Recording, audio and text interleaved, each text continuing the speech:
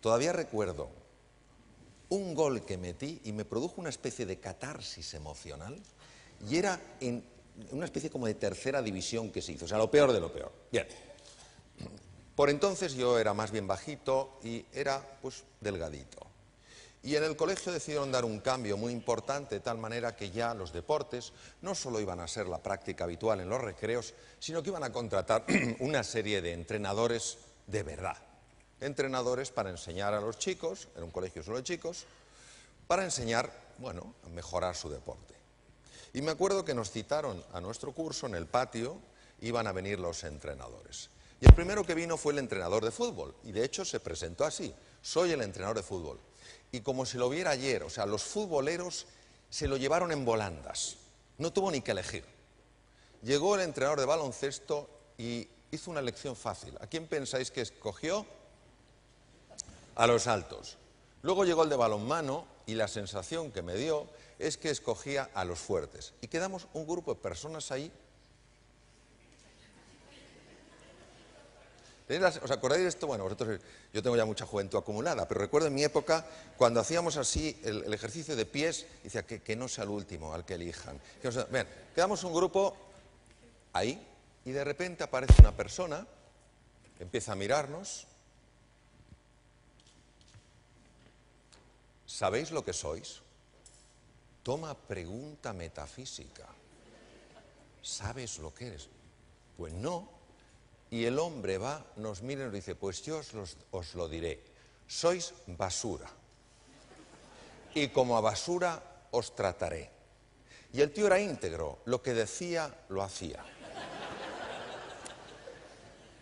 Fue tremendo. O sea, lo que este hombre nos obligaba a hacer, flexiones encima de charcos, pero el resto como que no nos veía. Como consecuencia de aquello yo fui desarrollando no una inapetencia por los deportes, sino un odio por todo tipo de ejercicio físico. Mi padre, que era un hombre muy sabio y una gran persona, y que sabía que el ejercicio físico era importante, intentó varias veces que yo practicara algún deporte de otro tipo, tenis, todo. Papá, no me vendrás otra vez con uno de esos deportes. ¿Sabéis de lo que os hablo, verdad? Cuando vas a tu hijo y te digo: mamá, papá, otra vez lo mismo, no. Bien. Él no sabía qué podía hacer conmigo para que yo amara algún deporte. Pero un día tuvo la suerte, como él buscaba y buscaba, tuvo la suerte que se enteró que acababa de llegar un deporte radicalmente nuevo a España. El primer lugar donde aterrizó fue en Madrid, en una calle que se llama General Martínez Campos. Un señor que se había formado en el Japón traía algo nuevo, nadie lo conocía. Estamos hablando de hace muchos años. Se llamaba el judo. ¿Y quién lo trajo? Se había formado en el Japón, se llamaba Fernando Franco Sarabia, era cinturón negro, tercer dan de judo. Bueno, se traía 2 cinturones negros, primer dan, y al parecer había puesto el gimnasio, llevaba un cierto tiempo con el gimnasio, y ahí estaba. Mi padre se entera de aquello y va y me dice: Mario, te quiero hablar de una cosa. Y digo: ¿otro deporte, papá? Y dice: no, lucha. Digo: me interesa. Y entonces me dice: ha llegado un tipo de lucha nuevo, se llama el judo, ¿te interesa? Dije: ya lo creo. Entro en el gimnasio y ¿qué cinturón me ponen? Blanco, de los que son blanco, blanco. Bien, y yo empiezo a practicar. En el gimnasio había bastantes blancos, había algunos amarillos, algunos naranjas y un verde. Un chico fuerte, buena persona, muy grande. Y a mí solo me enseñan una técnica que se llama ogoshi, llave de cintura. ¿Por qué? Porque era la más fácil. Y todo el día ogoshi para aquí, ogoshi para allá. Digo: ¿me pueden cambiar la llave? No, ogoshi, ogoshi, ogoshi. Bien. Fernando Franco de Sarabia se da cuenta de que el judo no tiene suficiente popularidad, es lógico, es demasiado reciente, y tiene que meter un poquito de ruido. Y para eso decide organizar una exhibición. Llama periodistas, amigos, nos dice que vayamos con nuestras familias, que va a haber una exhibición de judo. Os cuento la escena para que tengáis una idea visual de cómo era aquello. El gimnasio samurái tenía un tatami, una lona azul muy grande, era muy grande. El gimnasio tenía, la pared era entera de bambú, bambú fino, y al final aparecía la imagen de un samurái, estaba pintado en el bambú, con los colores rojo y negro típico de los samuráis. Bien, a la derecha nos íbamos a poner todos los judokas. Competíamos en pareja a un punto, a un ippon, porque éramos unos cuantos y no había tiempo para más. Y a la izquierda estaban los bancos, donde estaban las familias, los periodistas, etcétera, etcétera. Y a medida que competían dos judokas, había uno que ganaba, pero los dos se sentaban. Bien, esta es la situación. Yo, como era blanco, estaba aquí. Los jueces, Fernando de Franco Sarabia y los otros dos cinturones negros.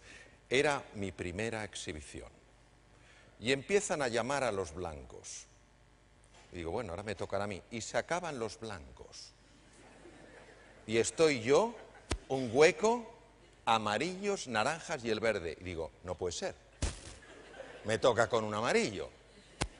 Y se acaban los amarillos. Y el hueco se extiende. Y digo, con un naranja no puede ser. Y también se acaban los naranjas. Y queda un enorme hueco, en un extremo el verde y el otro yo. Y yo en situación de absoluta crisis. Y aguzo el oído y escucho con perfecta claridad el diálogo que mantienen los jueces. Y uno le dice al otro, nos hemos equivocado.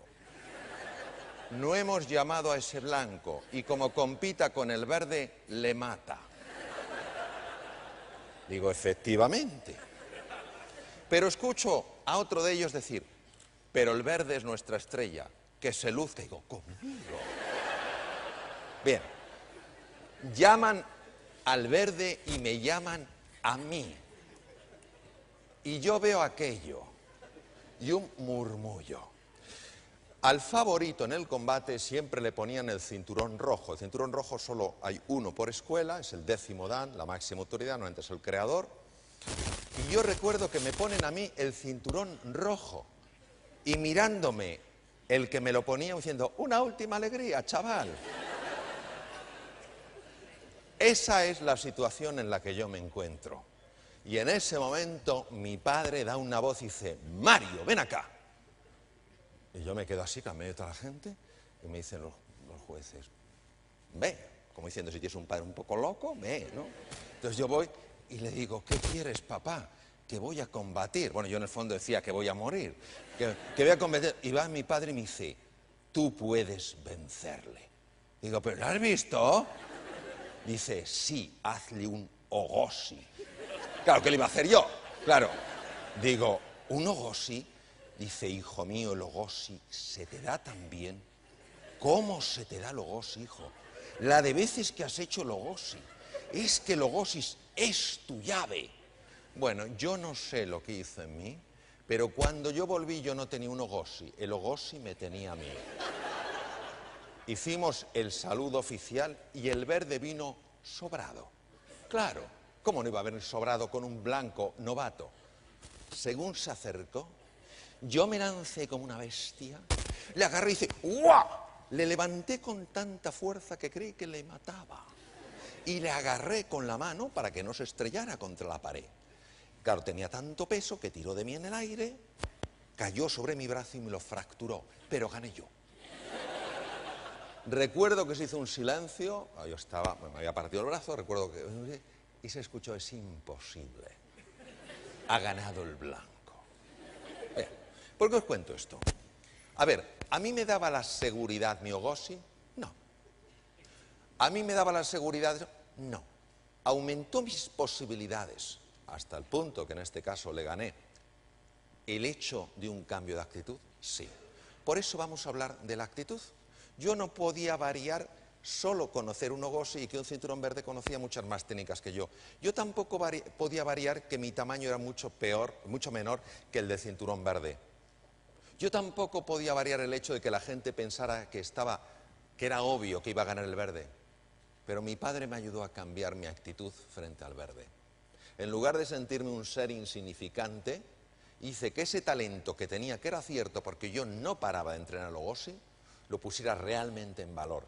Y alguien que iba sobrado se encontró con una bestia, que era yo.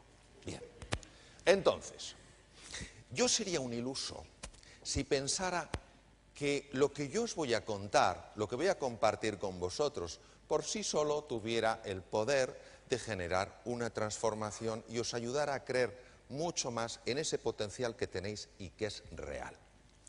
Pero nosotros sabemos que los sistemas en los cuales las explicaciones están presentes tienen un valor, pero limitado. El verdadero valor está cuando se produce la reflexión interior. Cuando algo en vuestro interior empieza a resonar con esto y empieza a decir, sí es verdad, si yo he sido capaz de resolver un montón de dificultades en mi vida, se me había olvidado. Y el inconsciente se pone en marcha y te recuerda quién eres de verdad. Y te recuerda tu talla de verdad. Y te ayuda a darte cuenta, de que eres perfectamente capaz de hacer frente a cualquier desafío que la vida te ponga delante. Pero esto es como el sistema educativo. ¿Quiénes tenéis niños en el sistema escolar, en edad escolar? Levantar la mano. Yo siempre la levantaré, nadie estará solo. Bien, bien. No es cierto que montones de veces vemos que se les enseña una barbaridad de cosas, montones de conocimientos, y no se averigua cuál es el talento fundamental de esa persona. Muchas veces el talento que se sale de lo ordinario es profundamente desconocido. Yo compartí un par de conferencias con Sir Ken Robinson, que tuvo la increíble fortuna de entrevistar a John Lennon y Paul McCartney. Fueron compañeros de colegio en Liverpool. Y les preguntó, ¿desde cuándo os gusta la música? Y dice, desde que éramos muy pequeñitos. ¿Tuvisteis clase de música en el colegio? Sí. ¿Qué pensaron de vosotros? Que no teníamos ningún talento.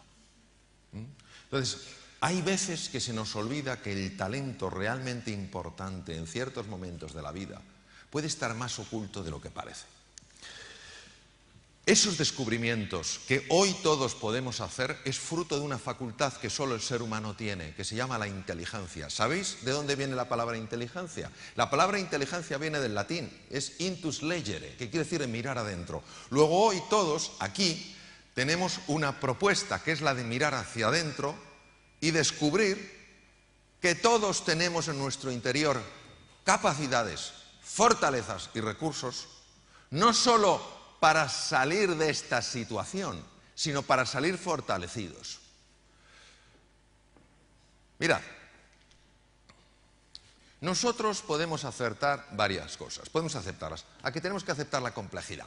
Aquí este no es un mundo sencillo. Tenemos que aceptarlo. También tenemos que aceptar la incertidumbre. Todos lo sabemos, cada día es una sorpresa. Pero aceptar nosotros la desorientación, no tener ni idea hacia dónde vamos, eso no tenemos por qué aceptarlo. Y somos cada uno de nosotros los que tenemos que decidir cuáles son esos valores que tienen de verdad sentido en nuestra vida. Y no esperar a que otros los pongan por nosotros. Decía el gran emperador estoico romano, Marco Aurelio, decía, la sabiduría es el arte de aceptar aquello que no puede ser cambiado. Vale. De cambiar aquello que sí puede ser cambiado. Y sobre todo de conocer la diferencia. Nosotros no podemos cambiar la complejidad del mundo, eso sí. Es un mundo muy complejo.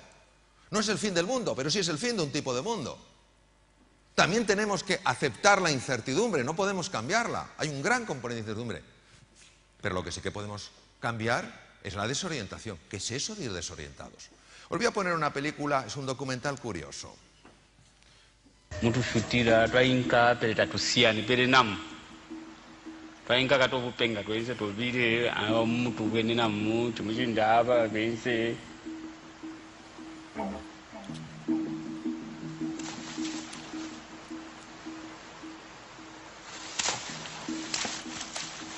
The reason Josfat's fishing pools are far from safe is their precarious position.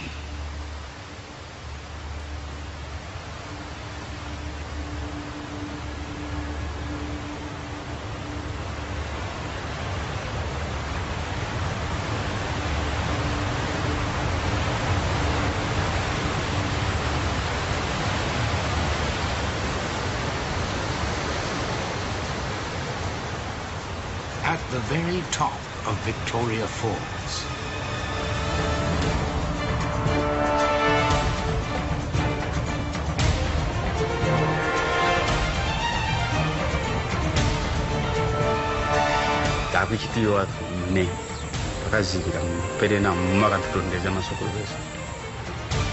Josaphat's bravery and skill enabled him to fish where no animal dares to venture.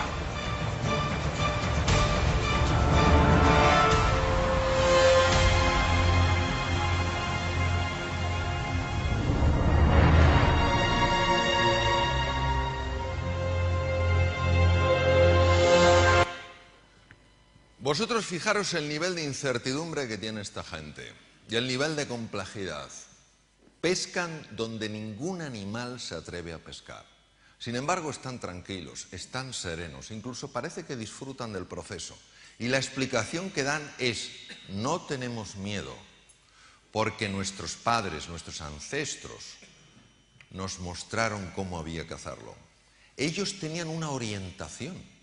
Ellos sabían cómo lidiar en este mundo tan complejo ahí en las Cataratas Victoria.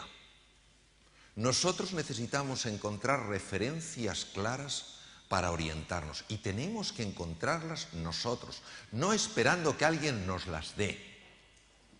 Entonces podremos aceptar la complejidad, podremos aceptar la incertidumbre, pero no estaremos desorientados. Tenemos que ser capaces de abrir una ventana en el muro. Antes lo comentabas, Belén, cuando hay tantos es que tal, es que tal, es que tal, es que cual, que no mueven a nada, tenemos que encontrar hay que. Y esto implica varios cambios en la mentalidad. El primero es darse cuenta de que hay algo que tiene que ser hecho y no esperar a que otros lo hagan. Esto es básico. Voy a hablar en un sentido muy de planeta Tierra. Si esperamos el Salvador ya ha llegado y somos cada uno de nosotros. Que luego llega alguien del entorno socioeconómico, político que ayuda, fantástico. Pero nuestra vida es demasiado preciosa como para ponerla plenamente en dependencia de lo que decidan unas u otras personas. Una vez que tú ves algo, sentir las ganas, el hambre, la motivación de hacerlo. Y en cuarto lugar, saber, sentir la confianza. La confianza de que puedes hacerlo. ¿Cómo es el proceso? Mirad, el proceso es el proceso del liderazgo. Y aquí vamos a ver un vídeo muy sencillo que desde mi punto de vista lo refleja muy bien.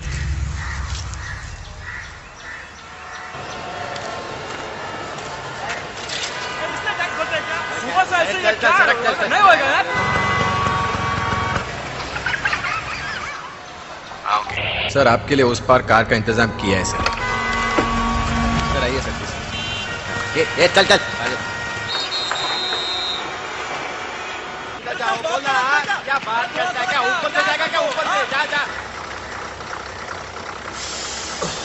गया Meesho I hate this country.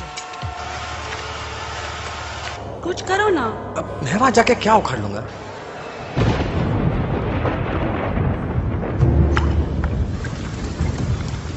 कैसी जाने बूंदे आई जाने कैसा दर्द लाई सामने क्या है ये तेरे क्यों रुका है तू बता दे हो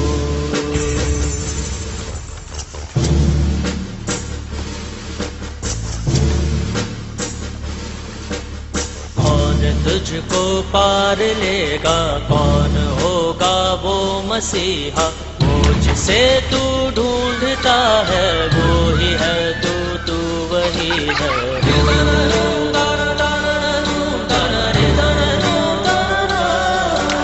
तुझ में तेरा रास्ता है तुझ में तेरा है सहारा तू ही तुझको पार लेगा तू ही है तेरा किनारा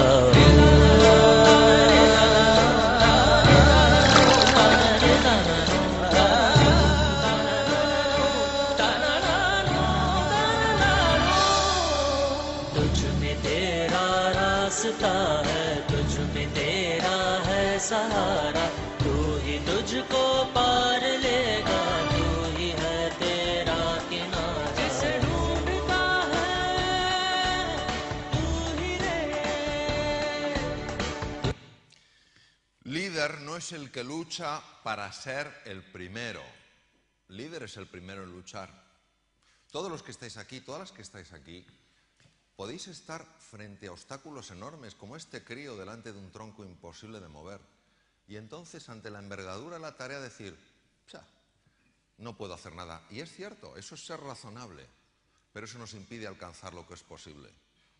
El niño sabe que tiene que hacer algo, no lo puede mover, pero sí puede empujar, poner su esfuerzo. ¿Y qué pasa? Que como estamos tan cansados de oír palabras y palabras y personas que hablan y hablan y no hacen nada, cuando ves a alguien que está de verdad comprometido, eso tiene una fuerza inspiradora enorme.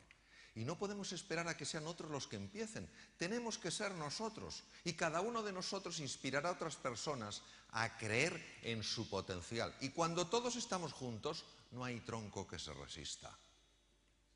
Pero para eso hace falta dejar caer los esques y pasar al hay que. Y hay muchísima contaminación ambiental. Tenéis que ser muy cautos con aquello a lo que prestéis atención. Lo que os voy a decir no es una broma. Yo lo vi una de las veces que estaba en Boston.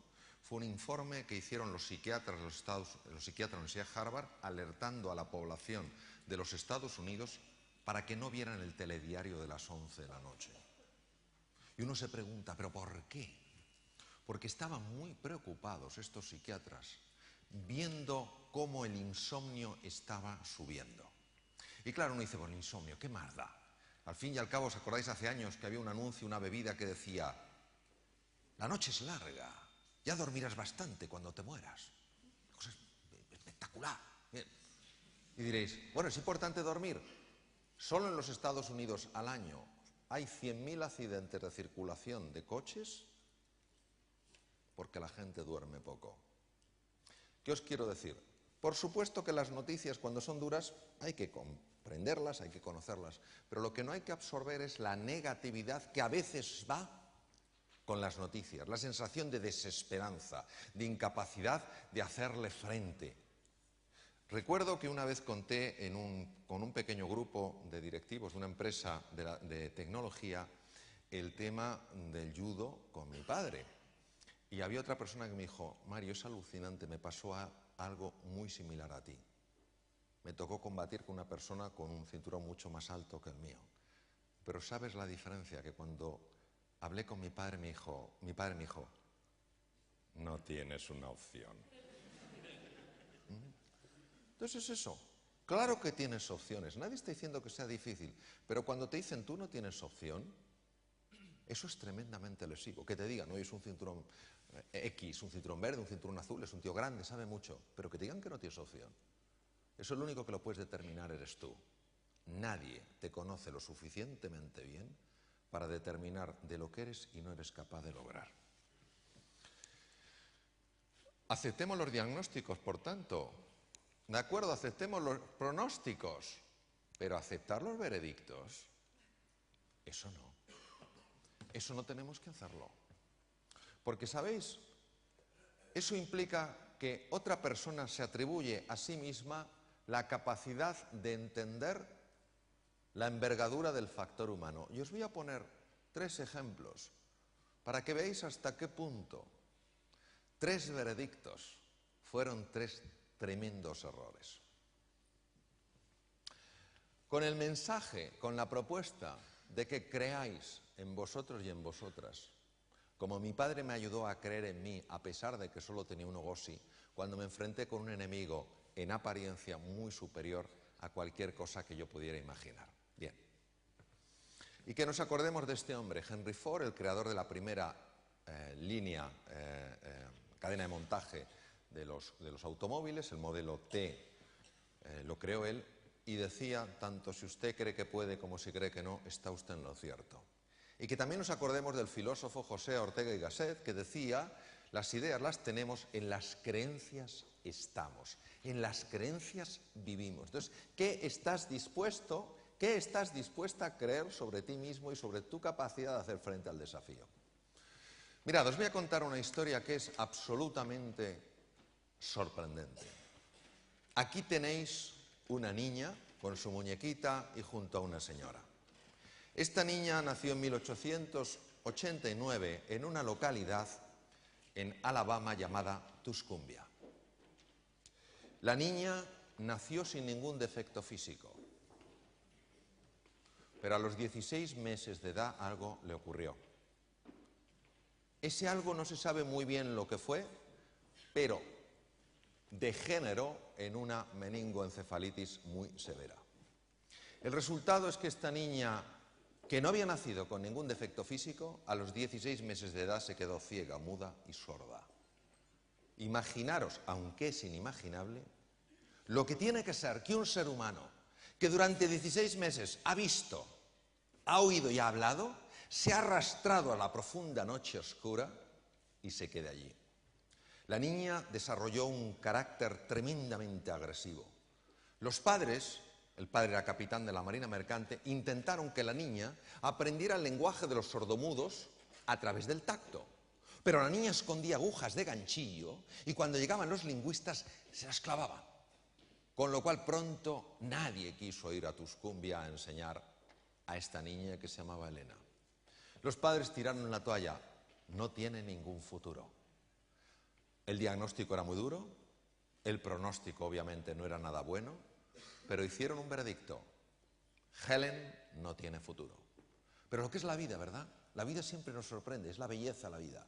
Pasó por allí un famosísimo inventor, Alexander Graham Bell, que era muy amigo de la familia, y preguntó por la niña: ¿cómo está Helen? Alexander, hemos tirado la toalla. No hay nada que hacer. Y él dijo: seguir intentando cosas. El padre dijo: no quiero más jarros de agua fría, Alexander.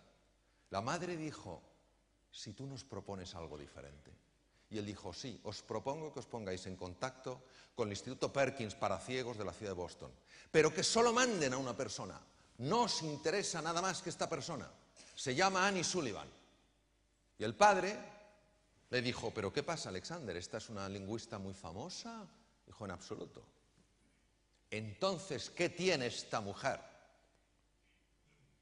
Y Graham Bell dijo: es la única persona que conozco que es capaz de despertar el alma dormida. Annie Sullivan fue a Tuscumbia con gran dificultad por parte de los padres, con enorme rechazo por parte de esta niña. El resultado fue el siguiente. El tiempo pasó y esta niña, ciega, muda y sorda, que está aprendiendo ajedrez con su institutriz, Annie Sullivan, fue la primera mujer de la historia que se graduó con honores por Radcliffe. Radcliffe, que es un college que está en Cambridge, pertenece a la Universidad de Harvard. Primera mujer de la historia, que no tenía futuro. Pues un periodista la entrevistó y, utilizando el lenguaje de los sordomudos aplicado al tacto, le dijo: señorita Keller, dígame usted una cosa, ¿hay algo peor en esta vida que ser ciego? Y ella dijo: sí, señor, es peor poder ver y no tener una visión, porque cómo ve usted el futuro determina cómo vive el presente. Si nosotros no creamos un futuro ilusionante, si no pensamos que lo mejor está todavía por llegar, ¿cómo en nuestro día a día vamos a poner el entusiasmo y las ganas a la hora de hablar con nuestros clientes, de hablar con nuestras familias, de buscar nuevos productos? Es absurdo. Si pensamos que lo mejor está aún por llegar, encontraremos suficiente fuerza en nuestro día a día para poner esa intensidad emocional que hace que las cosas sean extraordinarias. Pero hay más casos. Esta película es muy conocida y está basada en una historia que sabéis que es real. Mandela estuvo 26 años en la cárcel de alta seguridad de Robben Island. Cuando su hijo fue probablemente asesinado, le impidieron ir al funeral, al entierro. Bien. Durante 3 años Mandela odió a los carceleros, pero algo cambió en su interior y empezó a generar un sueño, el de una nación unida, la reconciliación. Eso le supuso, cuando salió de la cárcel, fue nombrado presidente de la nación sudafricana, le costó un gran enfrentamiento con su mujer y sus hijas, que querían revancha. El equipo de rugby de Sudáfrica, que era un equipo normalito, representaba el apartheid y quería a la población de color que lo quitara de en medio. Y él pensó que lo que tenía que servir es para unir a las personas. Y vais a ver una escena muy breve de la película Invictus, donde el capitán del equipo de rugby de Sudáfrica, que acabó ganando el campeonato del mundo frente a la nación de Nueva Zelanda, que era la más poderosa, visita la cárcel donde estuvo Mandela. Y aquí vamos a ver un extracto de una cosa que es histórica, donde ve el momento, siente el momento en el que Mandela decidió que ninguna circunstancia tendría más poder en su vida que la capacidad de actuar como un ser libre.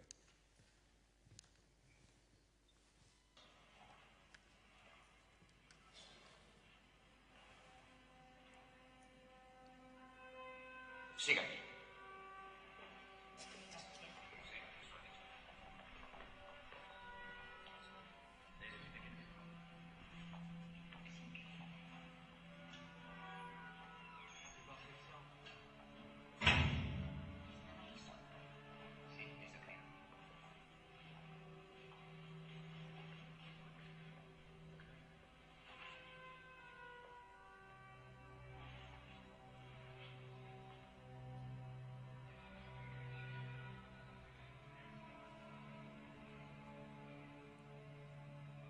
En la noche que me envuelve, negra como un pozo insondable, doy gracias al Dios que fuere por mi alma inconquistable.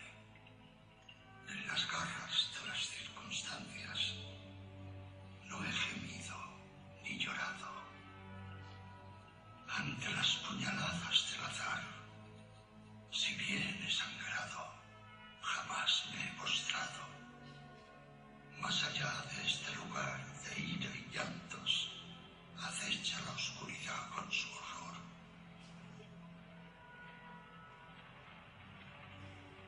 No obstante, la amenaza de los años me halla y me hallará sin temor. Ya no importa cuán recto haya sido el camino, ni cuántos castigos lleve a la espalda. Soy el amo de mi destino. Soy el capitán de mi alma.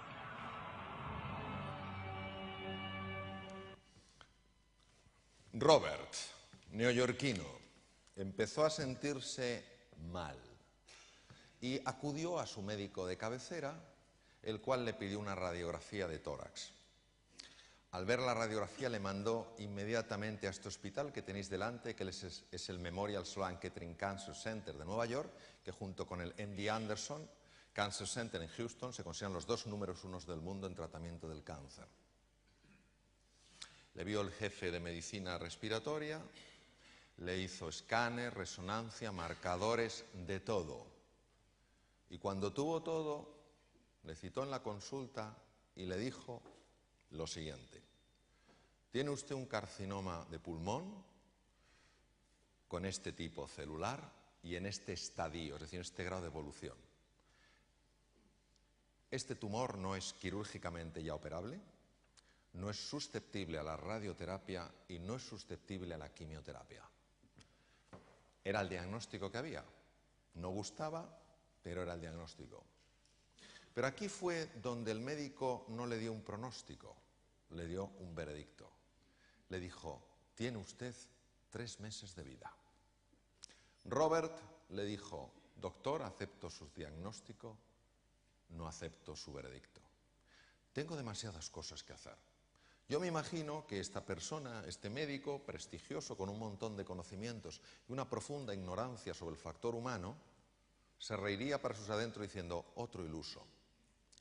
Robert no pudo recibir ningún tratamiento porque era un tumor maligno, no susceptible a ningún tipo de intervención, ni de radio, ni de quimio, ni de cirugía. Robert vivió 3 años, con muy buena calidad de vida, y lo sé porque su íntimo amigo es un grandísimo amigo mío, y me fue teniendo al corriente de todo. Hizo todo lo que tenía que hacer. El tumor estuvo quieto durante 3 años. Algo que a la ciencia médica le cuesta entender y a veces asumir que esto existe. A los 3 meses terminó todo lo que tenía que hacer, que eran cosas muy importantes en su vida. Bruscamente, el carcinoma reapareció con gran violencia y en unos días el hombre empezó a empeorar y se murió. Este es el factor humano. ¿Podemos hacer diagnósticos? Sí. Podemos hacer pronósticos, pero que nadie haga un veredicto de nuestro futuro. Porque entonces, si nosotros aceptamos ese veredicto, estamos asumiendo que nosotros no tenemos en nuestro interior algo capaz de aflorar y ayudarnos a hacer frente a cualquier dificultad en la vida. ¿Nos da la seguridad? Todos lo sabemos. De lo único que tenemos seguridad es que un día cambiamos de barrio. Nos vamos de aquí. El resto, lo que tenemos es que aumentar las posibilidades. Segundo, no os enfoquéis en evitar lo que teméis, enfocaros en alcanzar lo que queréis. Conocí a un jugador de golf bueno y me dijo que me iba a enseñar, que me iba a presentar a una persona que manipulaba la mente. Digo, esto me resulta interesante. Digo, ¿y esto por qué es? Dice, pues mira, Mario, porque un día estábamos jugando al golf y le pegué con la bola al buggy.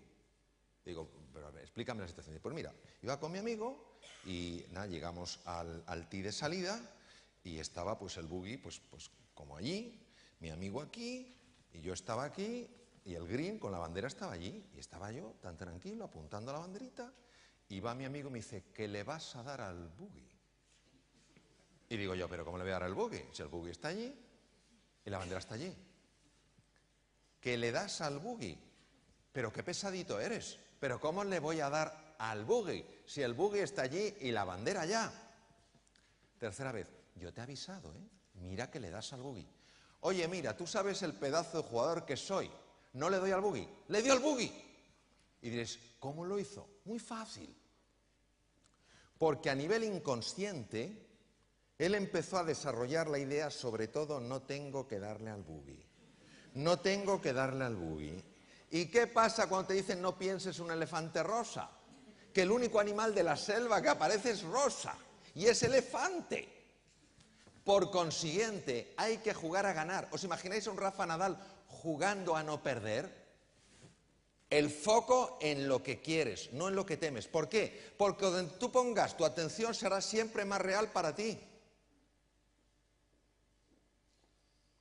Llega alguien nuevo a la empresa. Dice, ¿has visto el defectillo que tiene este? Sí. Al día siguiente, oye, ¿te has fijado este defectillo? Nada, Esto es un defecto, Y tanto.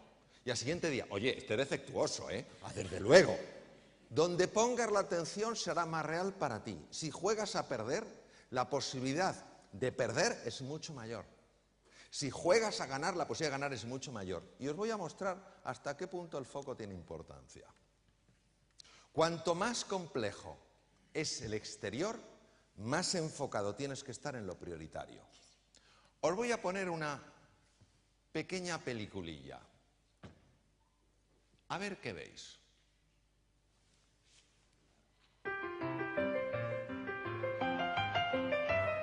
Clearly, somebody in this room murdered Lord Smythe, who, at precisely 3:34 this afternoon, was brutally bludgeoned to death with a blunt instrument. I want each of you to tell me your whereabouts at precisely the time that this dastardly deed took place.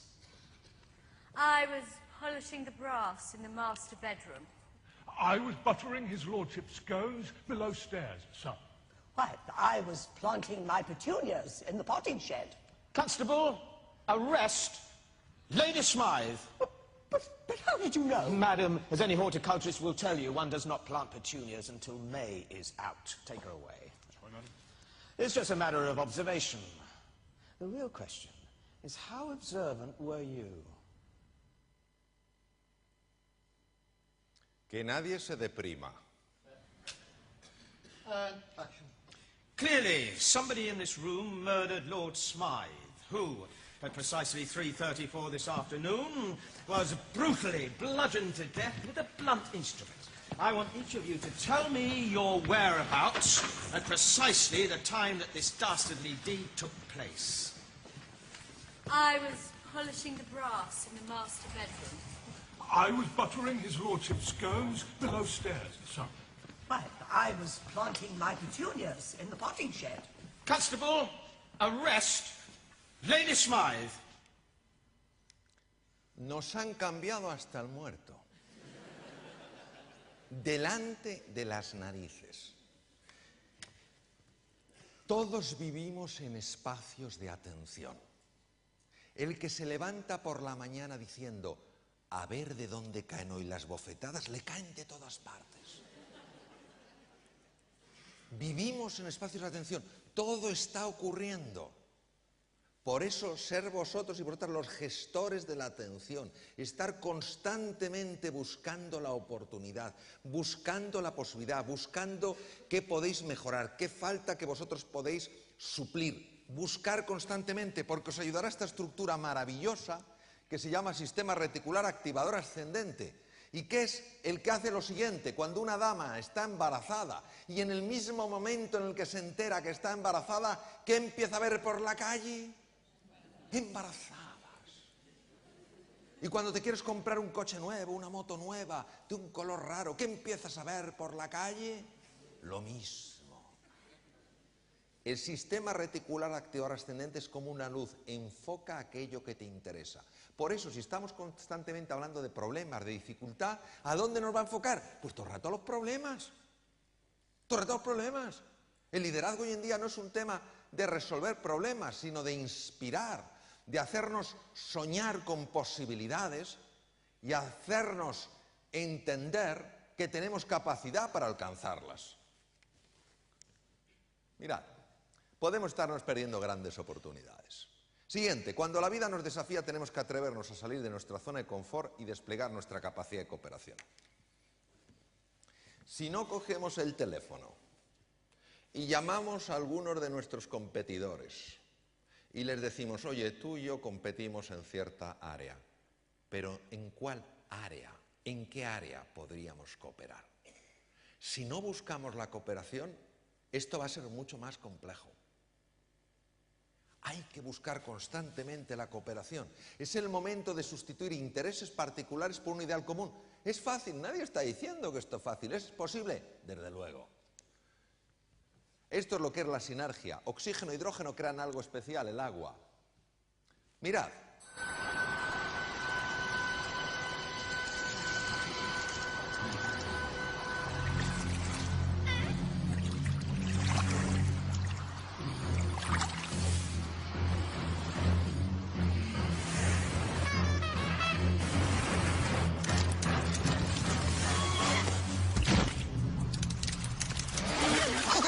It's smarter to travel in groups. Take the bus.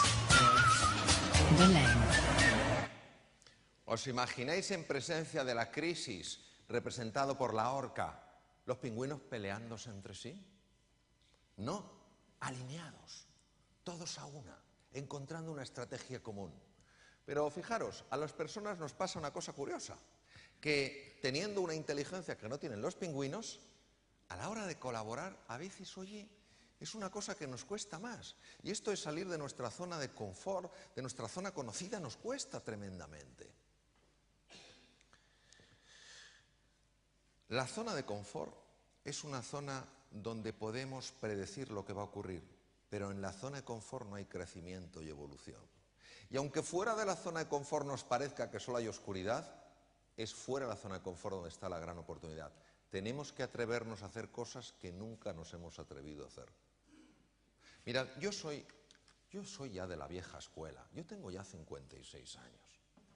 Y soy de una generación donde desde jovencitos nos decían grandes cirujanos, grandes incisiones. ¿Os gusta la idea? Recuerdo una vez operando a una mujer muy jovencita, tenía que quitarle la vesícula porque tenía cálculos, tenía una colitiasis, yo era residente, como era muy delgadita y no estaba inflamada la vesícula, en fin, era una cirugía en principio muy sencilla, le hago una incisión cortita. Y el adjunto con el que está me dice, amplía. Y digo, yo es que veo bien de aquí. Recuerdo que me miré y me dijo, grandes cirujanos, grandes incisiones. ¿Qué hice yo? Amplié. Luego, ¿qué es lo que le dolía a la dama? Le dolía la ligadura del cístico, de la arteria cística, le dolía la incisión. Y de repente aparece, os hablo hace muchos años, un nuevo tipo de cirugía. Se llama cirugía laparoscópica. Operas desde fuera. No puedes meter la mano en el interior de la cavidad abdominal. Un cirujano tiene que tocar, porque nuestras manos se convierten en ojos. Y ahora estás fuera. Encima, ya no ves en 3 dimensiones. Oye, nos gusta todo ver en profundidad, que sí. Pues estás delante de una pantalla de televisión mirando. Y además, el instrumental que te dan es muy raro, porque tú lo mueves para acá y como está apalancado en la pared abdominal, la punta se mueve para el otro lado. Bien. Entonces, claro, la zona de confort era grandes cirujanos, grandes incisiones. Digo, oye, pues mira, esta cirugía laparoscópica puede ser un cambio, porque claro, dicen que se puede ir al día siguiente, a los 2 días en casa, a su casa. Y entonces digo, pues aquí hay que aprender bien. Caja de metacrilato. Arriba, o sea, la parte de arriba era de goma. Ahí pinchabas los trócares y tal, con la cámara de televisión mirando, y poníamos una monedita. Y con las pinzas intentábamos coger la monedita mirando la pantalla. No sabéis lo que era eso. La monedita tenía ruedas. Oye, pero si yo la tenía. ¿Cómo? Un día, por la noche, soñé que estaba operando en la cajita y cogía la monedita. No sabéis, fue un periodo de éxtasis en mi vida. Ya era diestro con la monedita y ahora tenía que pasar al animal de experimentación, el minicerdo.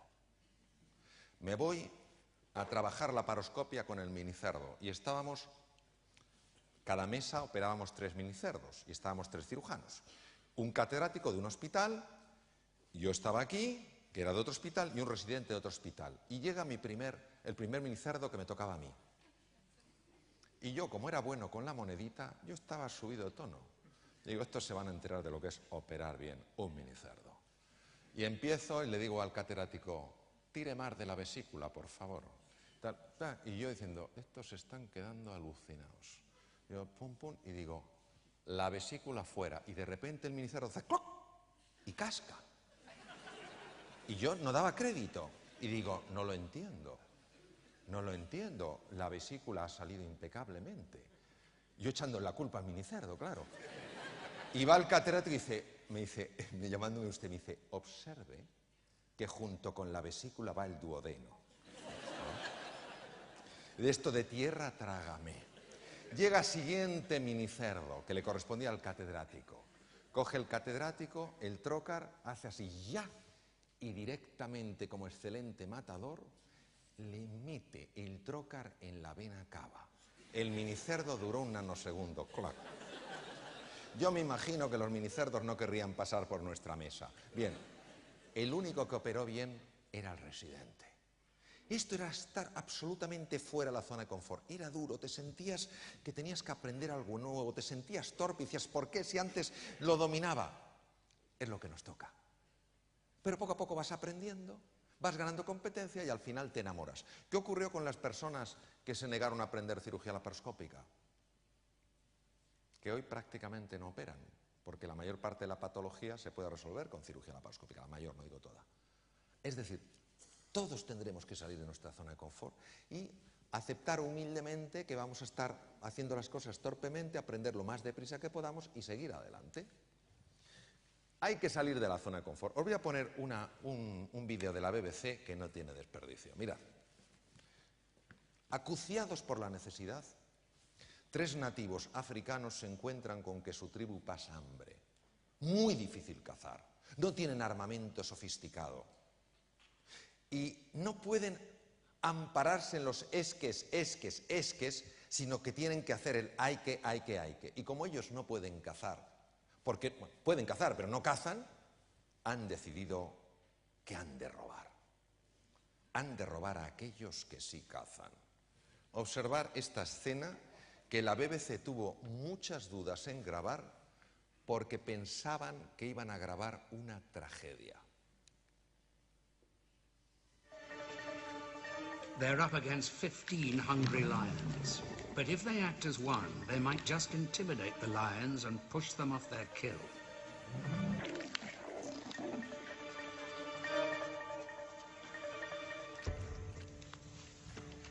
They make their move.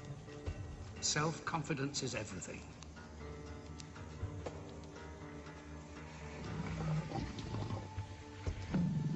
This is the ultimate face-off.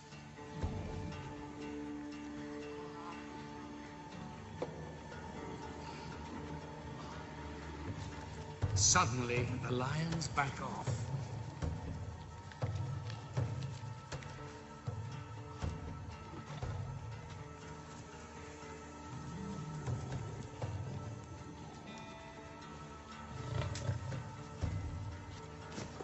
Rakita has just minutes before the lions realize it's a bluff.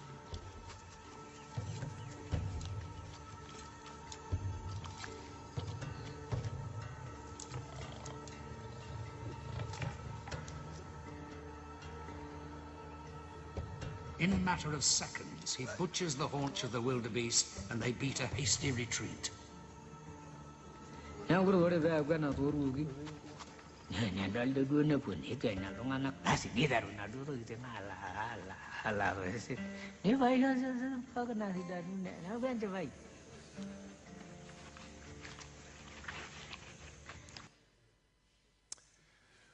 Poner en marcha vuestra creatividad y vuestra capacidad de innovar. Una consultora muy conocida a nivel mundial ha hecho un estudio en los Estados Unidos para ver cuál era la clave del crecimiento de una empresa. Y ha llegado a la siguiente conclusión. El 30% es hacer bien los procedimientos. 30%, se llama pensamiento algorítmico. El 70% es lo que se llama pensamiento heurístico. ¿Sabe lo que es el pensamiento heurístico? Pues es esto. Yo propongo, yo aporto. La cantidad de propuestas que hacen las personas de las empresas para mejorar una situación. ¿Qué propuestas van a hacer si no se sienten comprometidos con la empresa, si solo están en la fase de cumplimiento? Cumplimiento. No, no harán propuestas, no harán propuestas. Cumplimiento, no harán propuestas. Por eso es tan importante conseguir ese orgullo por los colores. Porque si no, ese 70% no se produce. ¿Cuánto talento hay que pasa desapercibido? Recuerdo una cosa que pasó en el hospital donde yo me formé. Yo no estaba allí, pero sucedió y se publicó en el periódico, en lo que se llama el New England Journal of Medicine. Pasó lo siguiente: había un chico joven que estaba ingresado en cuidados intensivos y tenía unos picos febriles tremendos. Tenía episodios de sepsis, el chico empezaba con una tiritona horrible, le habían hecho todo tipo de estudios, habían aislado una rickettsia, que es un microorganismo, pero no encontraban el foco. Escáneres, resonancias y todo, no encontraban el foco. Un día pasó el catedrático de medicina interna, pues con toda su cohorte, pasaba pues el jefe de sección, los adjuntos, residentes de medicina interna, y había un interno. El interno es la persona que ha acabado la carrera de medicina y antes de decidir por hacer una especialidad, hace un año donde va rotando por los diversos sitios. Entonces el catedrático preguntó por el chico y le contestaron pues que seguían, estaba con antibióticos, que no sé qué tal cual, pero que no conseguían encontrar el foco. Y de repente el interno dice lo siguiente: ¿le ha mirado alguien detrás de las orejas? Claro, vosotros sabéis que a veces cuando alguien hace un comentario así puede pasar un fenómeno curioso, que nadie lo oye. Una cosa curiosa. O que a lo mejor se oye y se mira diciendo, ¿y este quién es? Pero en este caso el catedrático valoró la opinión del interno y dijo, ¿alguien le ha mirado las orejas, por detrás de las orejas? Pues no, no se nos ha ocurrido. Fijaros. Oreja derecha nada, oreja izquierda, encontraron una garrapata. Era el origen de la rickettsiosis. ¿Cuánto talento desperdiciado? Porque algunos se sienten que a lo mejor no son quienes para dar una opinión y otros tampoco se les ocurre que una opinión tan valiosa pueda llegar desde ahí o pueda venir desde ahí. Una cosa muy importante sobre el tema de la creatividad. La clave es qué os hace ser más creativos. Y sabemos, sobre todo a raíz de los estudios de Teresa Maville, que es catedrática de psicología en la Universidad de Harvard, que la clave para la creatividad, ¿sabéis cuál es? El entusiasmo y la pasión.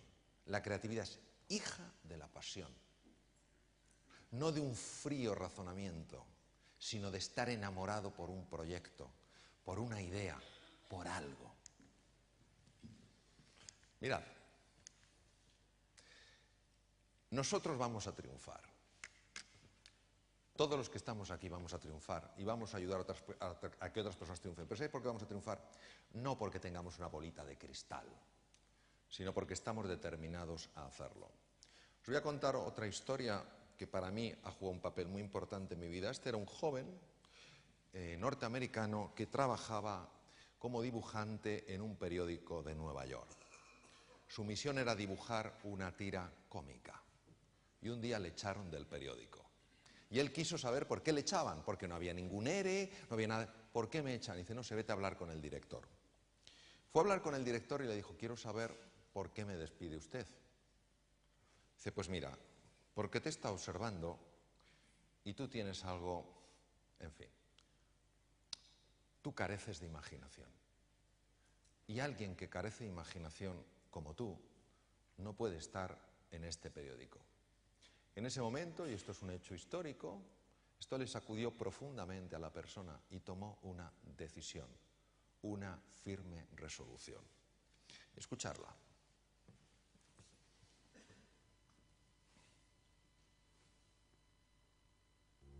E assim, depois de muito esperar, num dia como outro qualquer, decidi triunfar. Decidi não esperar as oportunidades, e sim eu mesmo buscá-las. Decidi ver cada problema como uma oportunidade de encontrar uma solução. Decidi ver cada deserto como uma possibilidade de encontrar um oásis. Decidi ver cada noite como um mistério a resolver. Decidi ver cada dia como uma nova oportunidade de ser feliz. Naquele dia descobri que meu único rival não era mais que minhas próprias limitações e que enfrentá-las era a única e melhor forma de superá-las. Naquele dia descobri que eu não era o melhor e que talvez eu nunca tivesse sido. Deixei de me importar com quem ganha ou perde. Agora me importa simplesmente saber melhor o que fazer. Aprendi que o difícil não é chegar lá em cima, e sim deixar de subir. Aprendi que o melhor triunfo é poder chamar alguém de amigo. Descobri que o amor é mais que um simples estado de enamoramento. O amor é uma filosofia de vida. Naquele dia, deixei de ser um reflexo dos meus escassos triunfos passados e passei a ser uma tênue luz no presente. Aprendi que de nada serve ser luz se não iluminar o caminho dos demais. Naquele dia, decidi trocar tantas coisas. Naquele dia, aprendi que os sonhos existem para tornar-se realidade. E desde aquele dia já não durmo para descansar. Simplesmente durmo para soñar. Fijaros qué dificultad tenemos para reconocer el talento que se sale de la norma, la persona que fue despedida por falta de imaginación en Walt Disney. Tenemos que ser inasequibles al desaliento, tenemos que aguantar el dolor. Yo sé que hay mucho dolor, yo estoy en contacto con el dolor físico, 26 años, muchos enfermos sufriendo. Y tenemos que entender que esta época es una época de esfuerzo, de avanzar en el desierto, de aguantar el dolor y de seguir manteniendo la esperanza de que lo mejor está aún por llegar. Mirad, nunca sabemos dónde va a aparecer la oportunidad y como no lo sabemos, tenemos que dejarnos la piel en cada cosa que hagamos. Os voy a poner un ejemplo. Os voy a poner a una de las criaturas más formidables que existen en el mundo. Es el felino más grande. Y dentro de estos felinos os voy a mostrar a uno que es el tigre de Bengala. Observarle.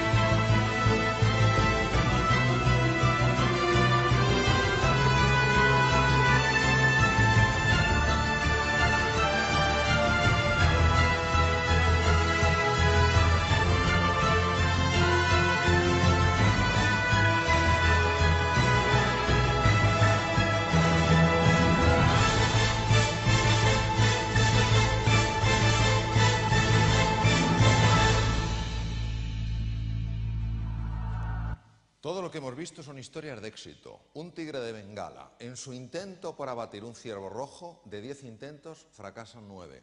Pero él no sabe en cuál de sus intentos tendrá éxito. Por eso se tiene que dejar la piel en todos. Es súper frecuente que cuando algo no nos sale, cuando cometemos un fracaso, nos hundamos. Imaginaros si el tigre de Bengala, uno de los felinos más formidables que hay, por no cazar un ciervo rojo se hundiera. Él sabe que antes o después lo cazará, pero tiene que poner la misma ilusión, el mismo empeño, el mismo compromiso una y otra vez. Por eso decía Winston Churchill, el éxito es la habilidad de ir de fracaso en fracaso sin perder entusiasmo. ¿Fácil? No. ¿Necesario? Sí. No aceptemos la manipulación. Os voy a explicar el impacto en el cerebro de los mensajes negativos cuando los hacemos nuestros. Mirad, cuando una persona, cualquiera de nosotros, se deja envolver por la culpa, empieza a buscar culpables, el típico chivo expiatorio, y se queda ahí anclada. ¿Quién tiene la culpa? Yo estaba bien, no sé qué. Si no digo que no tenga razón, pero vamos a ver el efecto que tiene en ti eso. O cuando empiezas a angustiarte. ¿Qué es la angustia? La angustia es un miedo inespecífico. Estás angustiado pero no sabes a qué. O cuando nos desesperamos. No hay salida de aquí hasta dentro no sé cuántos. O cuando nos sentimos impotentes. Pero yo qué voy a poder hacer ante la magnitud del desafío. Sabemos que hay cambios muy importantes en el cerebro humano que han sido han sido medidos con resonancia funcional magnética. ¿Qué cambios son estos? La zona anterior del cerebro, la región prefrontal, básica en los procesos de análisis, básica en la toma de decisiones, básica en el aprendizaje y básica en la creatividad, recibe menos sangre. Hay un robo de sangre de la zona prefrontal. Como consecuencia de eso, al irse la sangre de las zonas más periféricas del córtex cerebral a zonas más profundas, las neuronas responsables de encontrar una salida en medio del desafío funcionan peor. Ves menos salida, piensas con menos claridad, tomas peores decisiones, aprendes más lentamente, eres menos creativo, menos creativa.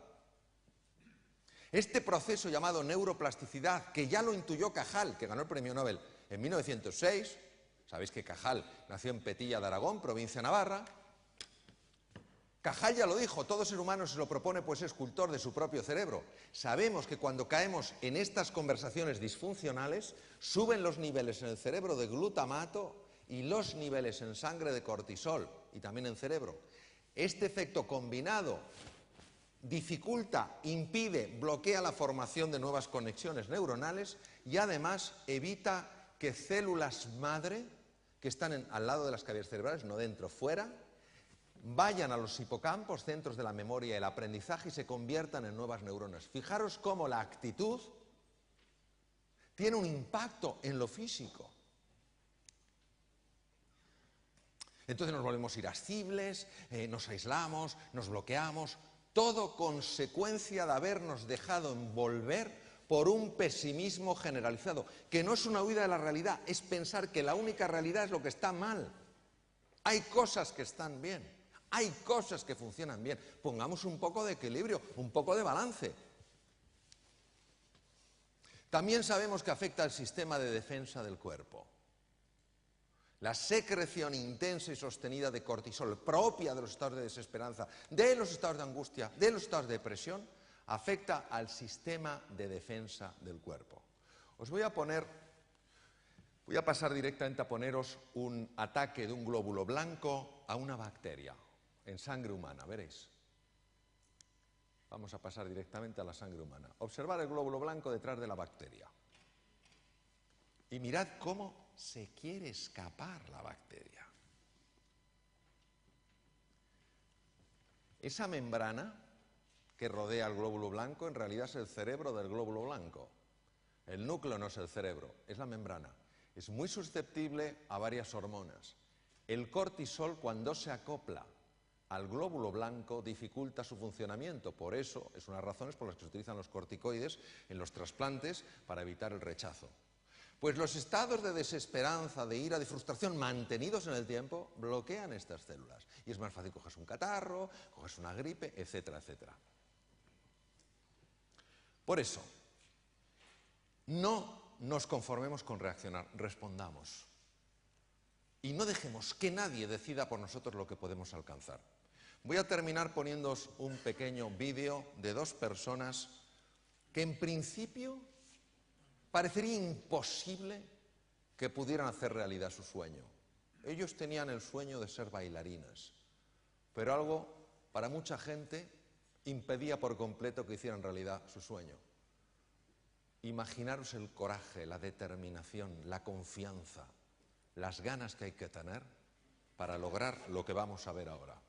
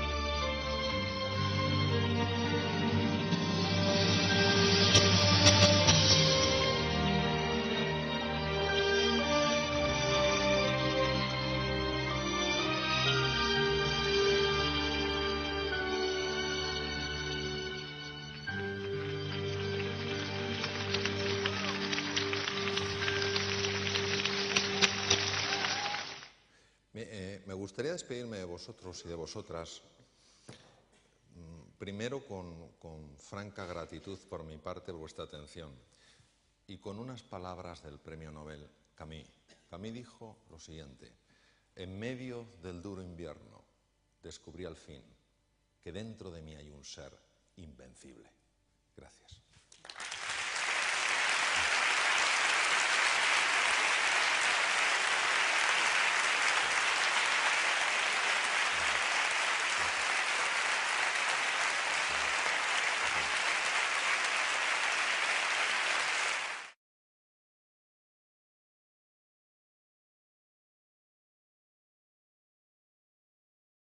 Todavía recuerdo un gol que metí y me produjo una especie de catarsis emocional y era en una especie como de tercera división que se hizo, o sea, lo peor de lo peor. Bien, por entonces yo era más bien bajito y era pues delgadito.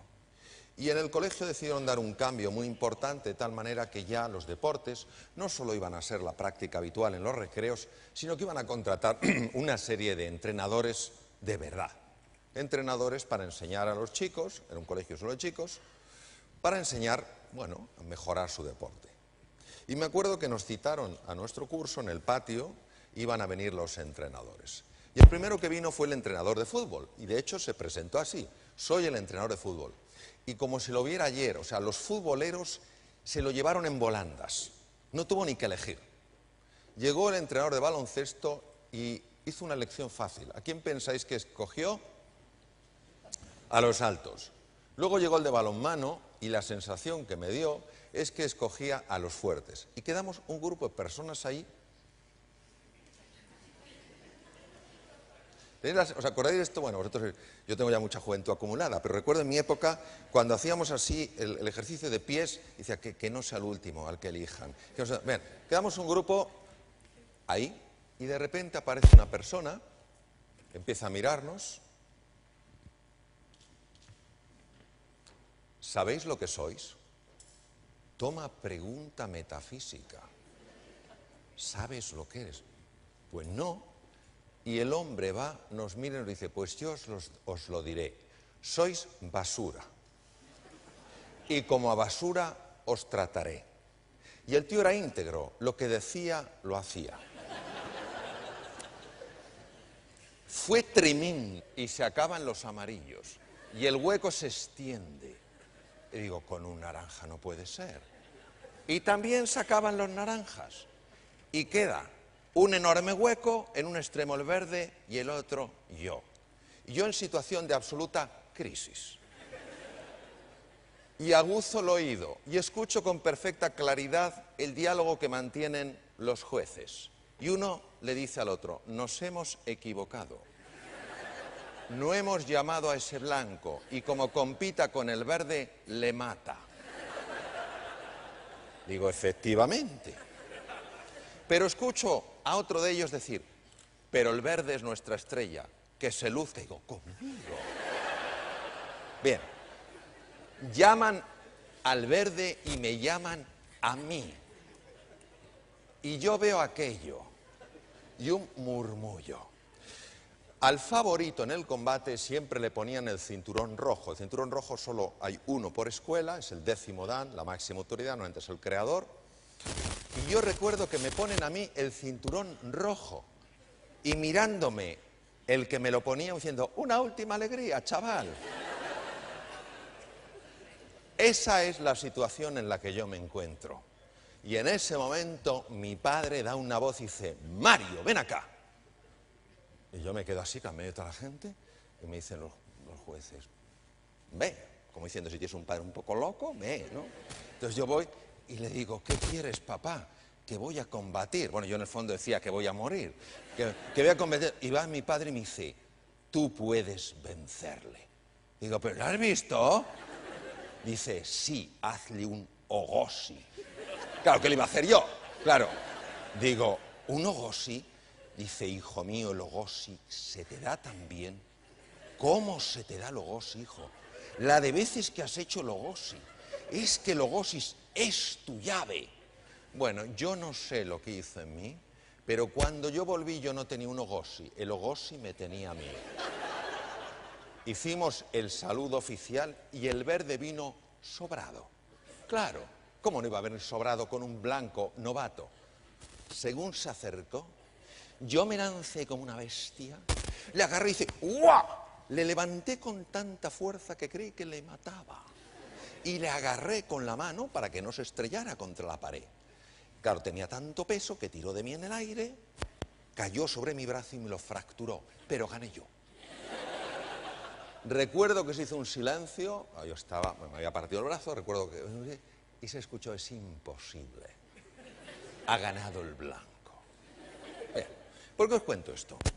A ver, ¿a mí me daba la seguridad mi Ogoshi? No.